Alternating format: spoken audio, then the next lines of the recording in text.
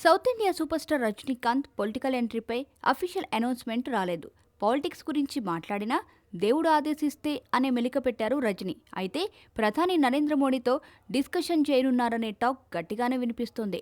ఈ ఏడాది Rajani political party announcement కూడా వస్తుందని అంటున్నారు. అయితే రజనీకాంత్ పార్టీ పెడితే మాత్రం సినీ గ్లామర్ బోలెడంత జతైపోవడం ఖాయంగా కనిపిస్తోంది. పార్టీ ప్రకటించాక బోలెడు మంది రజనీ వెంట నిలుస్తారనే సంగతిని అంచనా వేయవచ్చు. కానీ ఇంకా ఊహాగానాల మధ్య ఉండగానే రజనీకాంత్ పార్టీలో చేరతానని బొద్దుగుమ్మ నమిత చెప్పేసింది. అప్పట్లో బీజేపీలో చేరేందుకు ఈమె ప్రయత్నాలు చేసింది. కానీ అవేవీ వర్కౌట్ కాలేదు. ఇప్పుడు ముందుగా తనకో సీట్ బుక్ చేసుకోవడం కోసం అడ్వాన్స్గానే రజనీ జపం చేసేస్తోంది.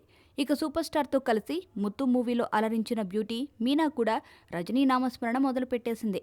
ఆయన ఎప్పుడు పార్టీ పెట్టినా సరే వెంటనే చేరిపోతానని చెప్పింది మీనా. ఇప్పటి వరకు పార్టీపై ఎలాంటి ప్రకటనలు లేకపోయినా ఈ ఏడాది 15 ఆగస్టున రజనీకాంత్ పొలిటికల్ ఎంట్రీపై అనౌన్స్మెంట్ రావచ్చనే అంచనాలు కోలీవుడ్ నుంచి వినిపిస్తున్నాయి. ఇందుకోసం ఏర్పాట్లు చేసేందుకు ఇప్పటికే ఓ టీంను కూడా ఏర్పాటు చేసుకున్నారట రజనీకాంత్.